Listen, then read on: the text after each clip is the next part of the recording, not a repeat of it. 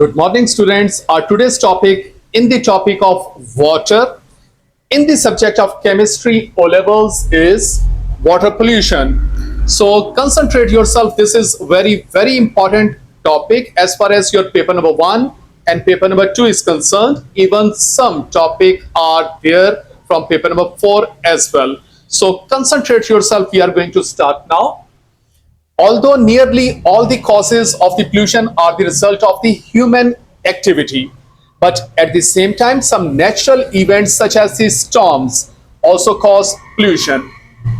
The commonest result of the water pollution is a drop in the amount of the dissolved oxygen in the water, due to which the creatures, the marine creatures, came into danger. Dissolved oxygen is important because the useful bacteria in water which break down impurities are aerobic bacteria. Aerobic means that they use up oxygen in the process. So these bacteria are very important because they break down the harmful materials into the useful materials. As the dissolved oxygen level in the water fall, and aerobic bacteria begin to take over, and these are dangerous for the marine living creatures. These do not need oxygen for survival and make the water dark and foul smelling. 8 of the more common sources of the pollution are illustrated and discussed below. So the first reason for water pollution is the sewage. Sewage is the main cause of the water pollution in many countries. Sewage contains washing water, waste products from our bodies like sweat and stools and urine, and anything else that goes down the sink, drain, or toilet. If all these were allowed to drain straight into rivers without treatment, it could well be a very serious health hazards. In the past, all sewage was pumped into the river or sea without treatment. This caused health hazards and diseases such as the cholera. Sewage also affect living things in the water. If the amount of the sewage is small, then the bacteria in the water can break it down to harmless materials like carbon dioxide, nitrates, and water. But the thing is important, if the sewage is in smaller amount, then the bacteria will break it down into carbon dioxide, nitrate, and water, which is almost harmless. But if the amount of the sewage is large, then the bacteria use up all the oxygen dissolved in the water as they feed on the sewage, because the growth of the bacteria goes on growing up because of the sewage, because they feed on the sewage. So more the amount of the bacteria, they will use up more oxygen. If the oxygen concentration gets too low, most of the living organisms in the water, including the bacteria, die. The decaying materials making the water cloudy and smelly, and this even becomes the situation even becomes more worse. In order to avoid this pollution, sewage plants treat the waste before it is returned to the river. So this is the solution of this problem. Here you can see a picture that is showing the sewage into the water, and the situation is very worse. You can see this is a very dirty scene, an example of the human waste polluting a stream. The next source of polluting the water is disease-carrying organisms. These get into the water from human and animal sewage, from certain industries like tanning, and from drainage of refuge tips. So these things pollute the water as well. The next source of the water pollution is the fertilizers.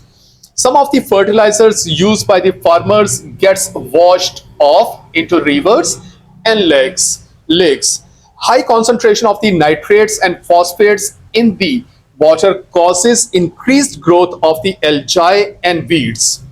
So The reason is increased amount of the nitrates and phosphates. So cause the increased growth of the algae and weeds. So these are living things. So when the growth of the algae and weeds increased, they use more oxygen and the situation gets worse. These used up the dissolved oxygen in the water, choking other forms of the life and making the water smell and taste bad.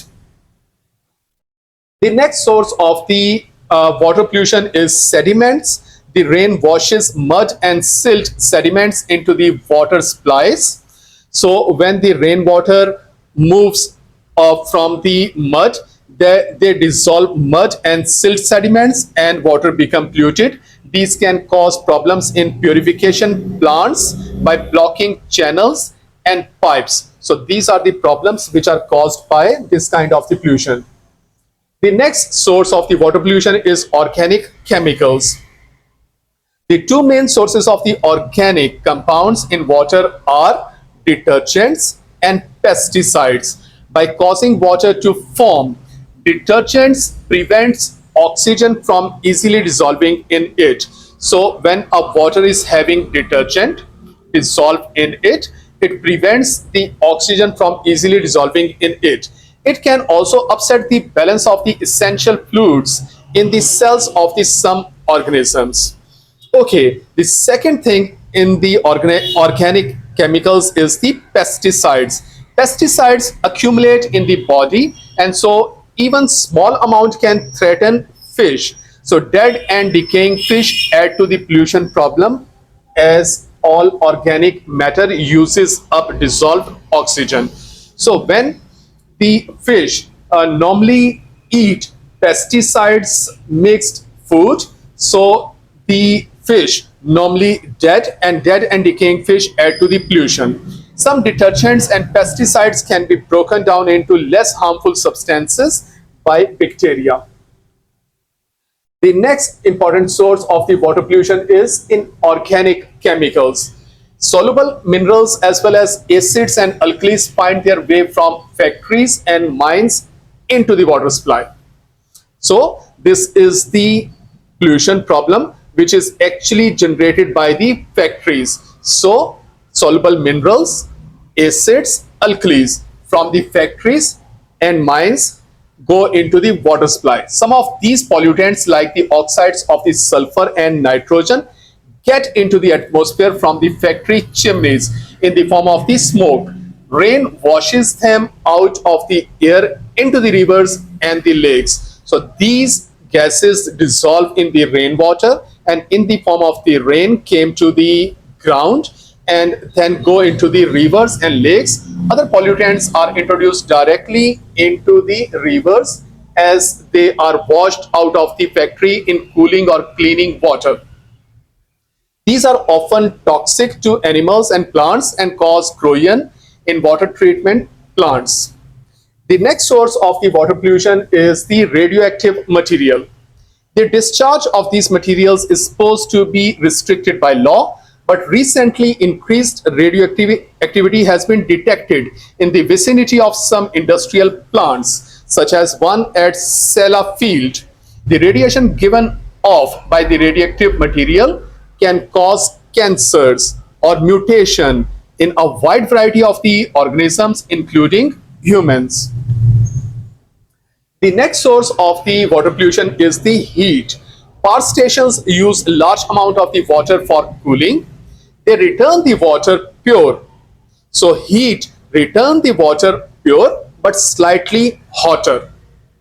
Now look, what is the effect of this hot water now? For example, the average temperature of the water next to a power station is often as high as 25 degrees C in summer. This increase in temperature, so concentrate now. This increase in temperature has two bad effects. Firstly, less oxygen dissolved in hot water than in cold water. So the efficiency of the oxygen to be dissolved in water decreases with the increase of the temperature. And secondly, the increased temperature increases the rate of the decay any material in the water. So if there is any material that is already in the water. So the increased temperature will increase the rate of the decay. Decay nearly always uses up oxygen, so the amount of the dissolved oxygen is further decreased, and this will worst the situation. Water often contains other impurities which, because they are not harmful, are not thought of as pollutant. For example, the dissolved salts of the calcium and magnesium makes water hard without causing pollution. But these are in turn also become the pollutants. In the beginning, they are not pollutant. They make the water hard. But look now, local authorities sometimes add substances to water for health reasons. One example of this is the addition of the tiny amounts of the sodium fluoride to reduce tooth decay in the children. And here is a picture that is showing an example of the algae growing in the polluted pond of the water, making the water dirty and smelly and reducing the amount of the oxygen dissolved in the water, and making difficult for the life that is present in the water. And here is a picture that you can see the power stations and the stations which are using fossil fuels, producing smoke and throwing it into the atmosphere. Also, the water becomes polluted nearby the factories. Here are some important terms related to the pollution. Anaerobic. Bacteria which do not need oxygen to live are called anaerobic. And aerobic bacteria need oxygen to live. Next term is biodegradable. Can be broken down by natural decay. And non-biodegradable material cannot be broken down by natural decay.